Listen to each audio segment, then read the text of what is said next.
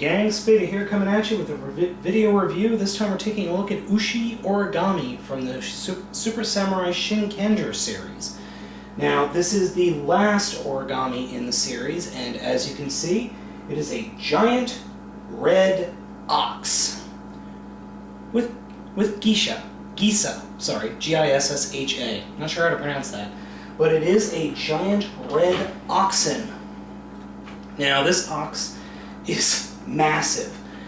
Dimensions in this form are 18 1/4 inches in length, 8 5/8 inches in width, and 9 1/2 inches high up to here. As you can see, he is a rather beefy brick, and he is heavy.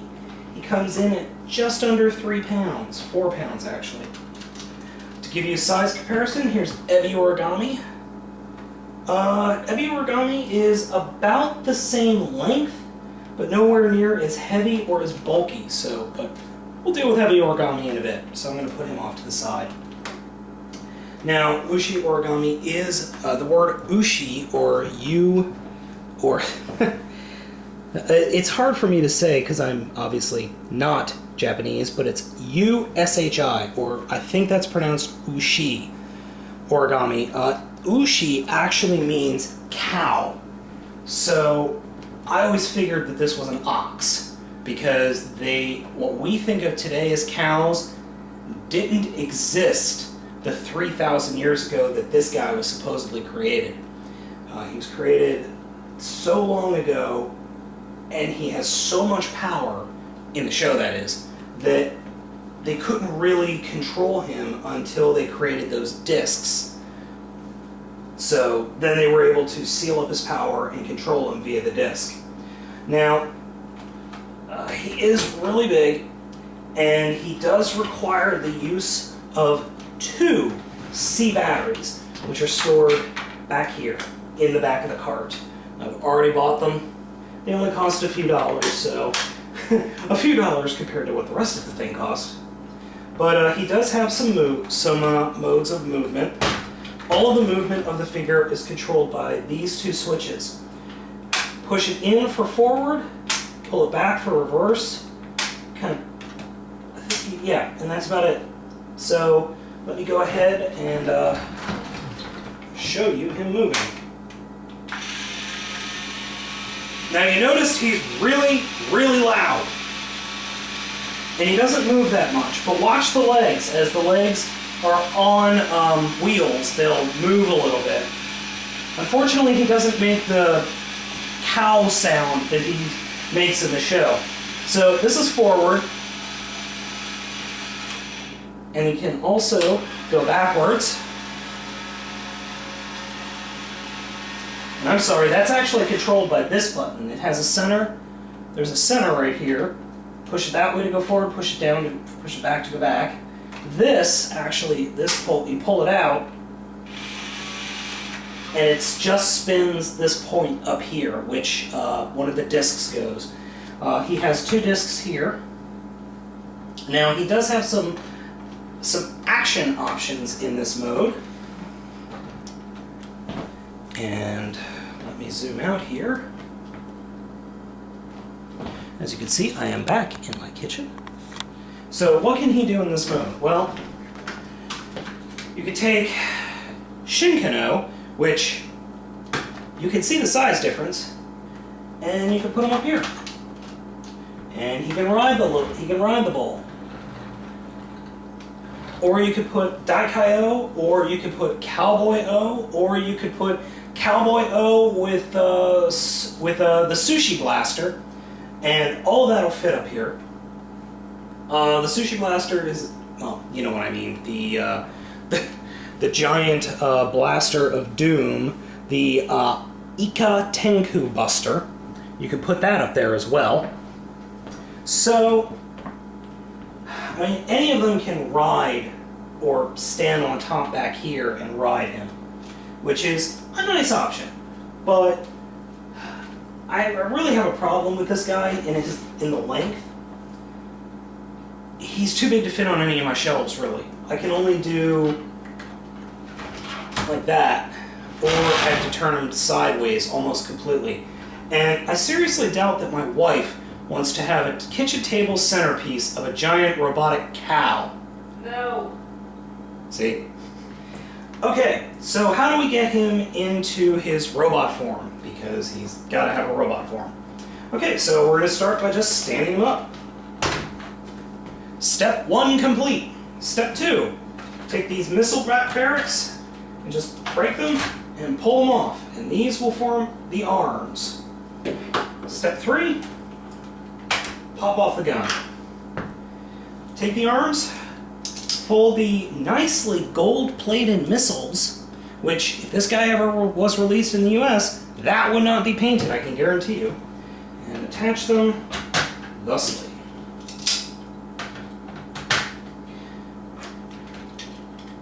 Put the gun in his hand, and come in here, and open up his face.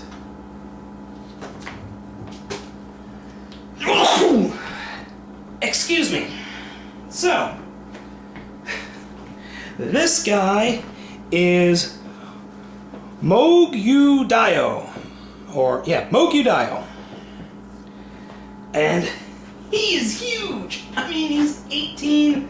He's as tall as the bull was long.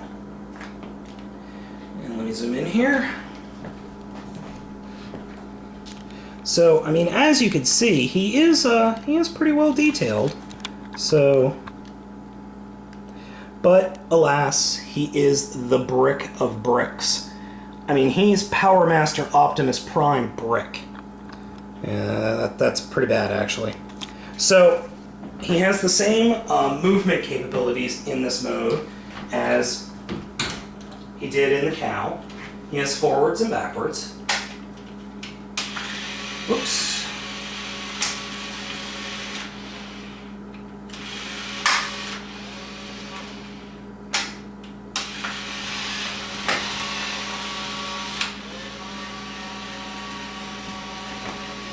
Sorry, I was playing with that a little bit. Whee! Now, in this mode, you can give him one of the discs. You just pop the disc off the wheel. As you can see, just standard little spot. And in the show, one of the discs appears up here, and then he proceeds to blast his enemies to Kingdom Come. And you can use what I call the ice disc on his one wheel, or you can just pop off the fire disc and use that one. So this guy's huge. I think I've already established that this thing's enormous. And it's not a good enormous either. I mean, it's so big and just so out there in size that he really can't be put on any shelves. I mean, I would have to put him on the top shelf of any of my collections, or put him on a bottom shelf where I've got a lot of room, honestly. And then the cats would start to eat him, I'm sure. So, I don't really like this mode. I really don't care for the figure on its own. It's too big, it's too bulky, and unfortunately, unlike Die Voyager, it lacks a certain appeal. Die Voyager from, or Battlefleet Megazord from Operation Overdrive, or if you want to go by its proper name, Bokenger, was about the same size, actually a little smaller. And yeah, it was huge, but it was composed of 5 different units. It's pretty much the same idea, but I don't know why, but it's pulled off better in that form. It's a giant ship, it's a spaceship, it's a giant robot. I have a giant ox. I think a giant battleship is much better than a giant ox. Don't you?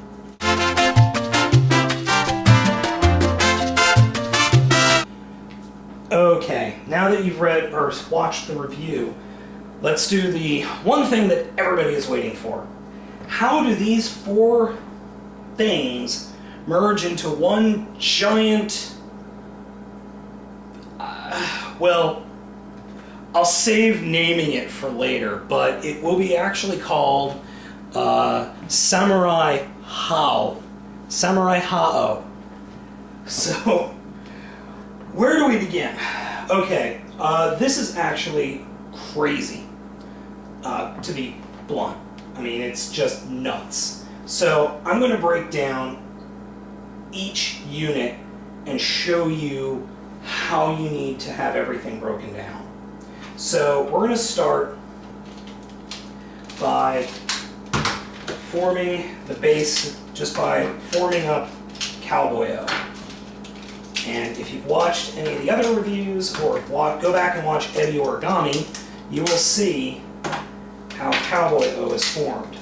This is actually important. You need to return pink and yellow back to their original origami shapes. Take the helmet and just put it off to the side. And completely disassemble Shinkano. I'm doing this for the sake of time.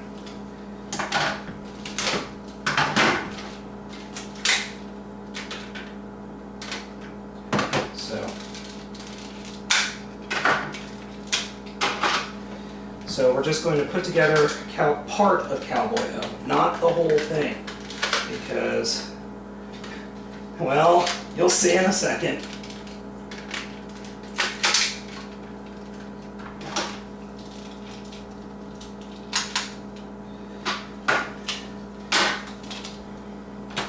So, just putting together Cowboy-O as he would be.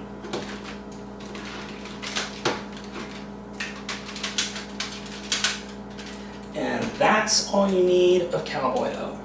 Just his basic body without the parts. So then we'll move over to the Super Samurai Sushi Blaster.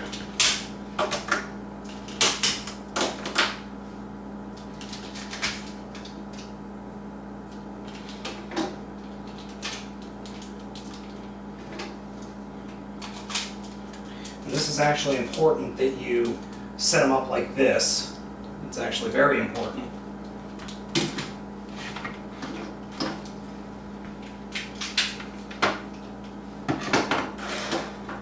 Okay. And then we're going to move on to the big guy.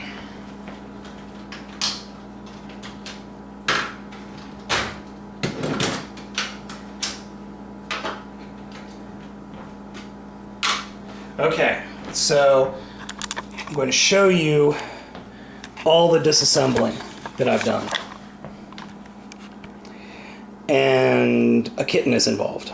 So, we've got Cowboy-O without any arms, and then all of his other pieces there. We've got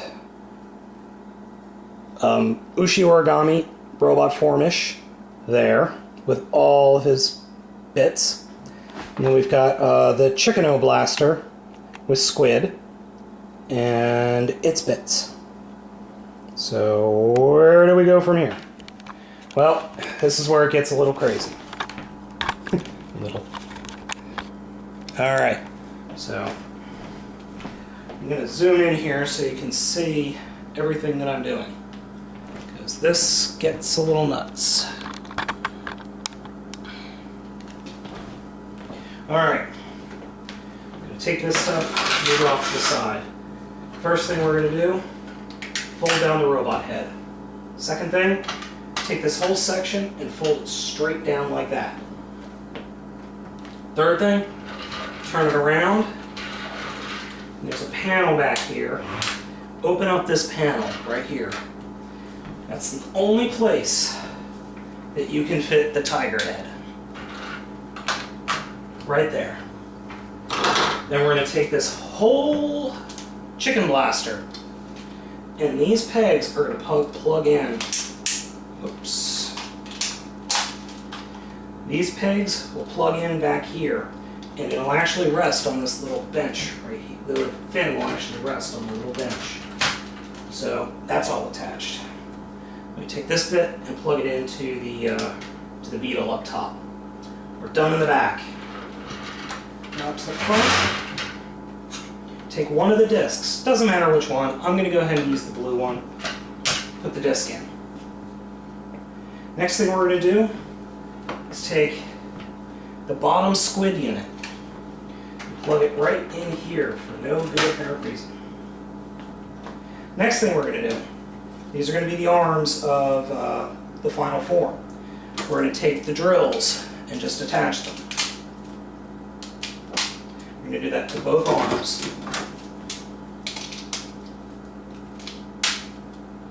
And we're just going to put all that off to the side. Remember, this piece was the chest that I popped off earlier, and it pops off very easily and very naturally. I'm going to put that off to the side. So along with the fire disc, and along with the blaster. Next thing we're going to do, lobster claws. Right there. Next, and probably the coolest, Shinkano's helmet plugs right into the belly. That's really convenient. Next, pink and yellow.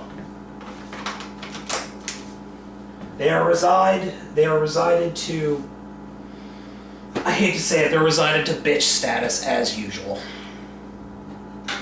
Finally, well, not really finally, but next we're going to take Cowboy-O, and it's too dark for you to see it right now, but there are actually grooves here made for each foot. So just get them set up and get them standing in each of these little grooves. Now, this is a nice bit. I'm going to turn it to the side here. There are these flaps, which flap open like that, and they plug into the lion origami to hold Cowboy-O in, or what's that part of Cowboy-O in place. The next bit, take the swords and the head of Ebi origami and reattach them to where they are stored on Ebi origami in robot mode. And fold them straight up.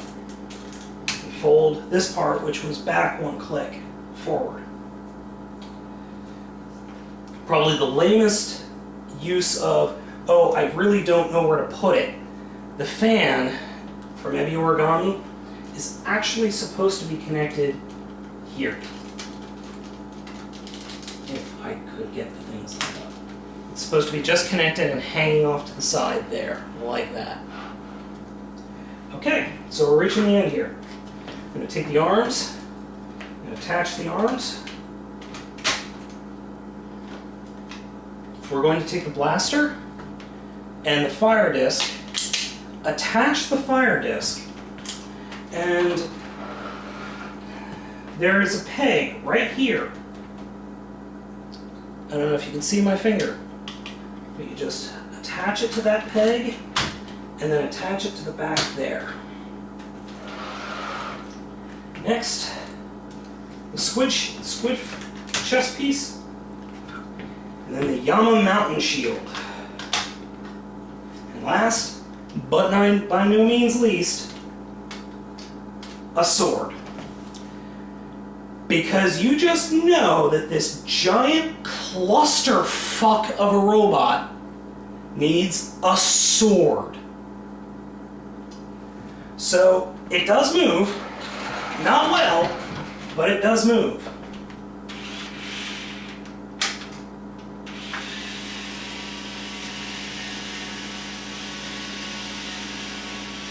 Notice the giant cannon spinning, and notice pink spinning. And listen to that motor.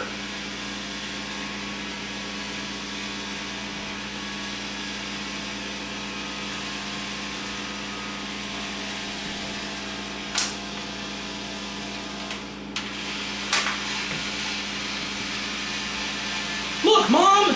It's moonwalking!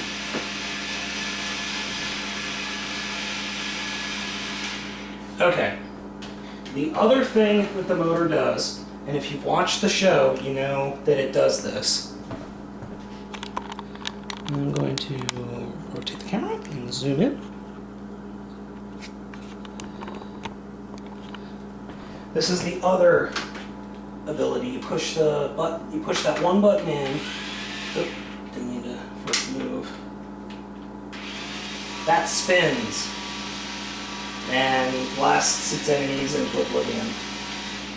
Okay, so as you can see, he is enormous. Unfortunately, G12 formation is sitting in the basement, and I was not able to have time to pull it out, but I will probably pull it out at some point and do a follow-up just to show you how big it is comparatively. But I don't know what to say. This thing is huge. I mean, it's monstrous. It's just absolutely ugly too. I mean, G12 formation and Ultimate Daiboken and some of the other Ultimate combinations have had questionable aesthetics. But this thing just is ridiculous. I'm sorry. G12 formation was giant, enormous, and crazy, but in a good way. This is really kind of disappointing. I mean, it's huge, but it's just, like I said, it's a cluster effort. If you're a completist, you're going to want to get it. That's long and short of it. If you're a completist, you have to have it. But honestly, save your money. I mean, this thing was expensive. Or if you want it, wait until it goes on sale somewhere. I mean, otherwise, just save your money.